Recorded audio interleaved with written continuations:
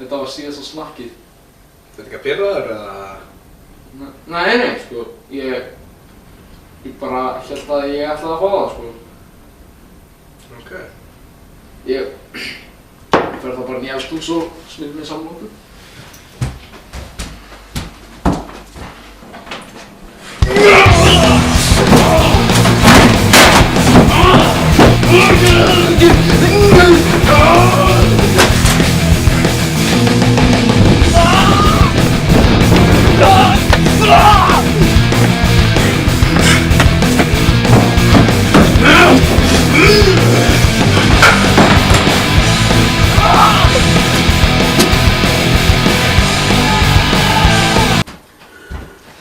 Þannig að það er allt í lagi með mig.